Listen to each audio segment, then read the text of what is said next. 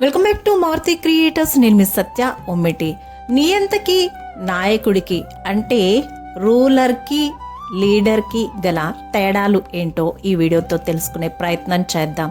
నియంత తన వారిని ముందుకు తోస్తాడు, నాయకుడేమో తన వారికి స్ఫూర్తినిస్తాడు.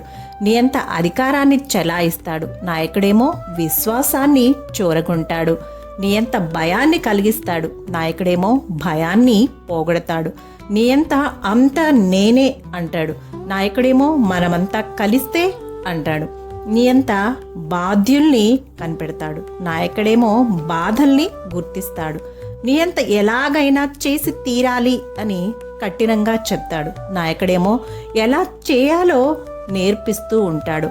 నియంత తప్పు చేస్తే శిక్షిస్తాడు, నాయకుడేమో తప్పుల్ని సరిదిద్దుతూ ఉంటాడు. నియంత తనకు ఎవరు సాటి రాకుండా కనిపెట్టుకుని ఉంటూ ఉంటాడు.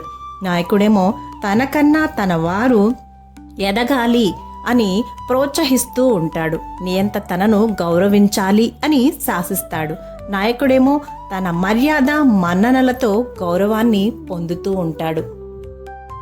నియంతృత్వం, బానిసత్వం ఒకే నాణానికి బొమ్మ బరుసుల్లాంటివి. నియంత తనకు తానే బానిస, ఇతరులందరికీ ఉమ్మడి బానిస. మరి మీరు నియంతలా ఉండాలి అనుకుంటున్నారా, లేకపోతే నాయకుడిలాగానా? కామెంట్తో తెలియజేయండి. Thank you for watching. Please like, share my video.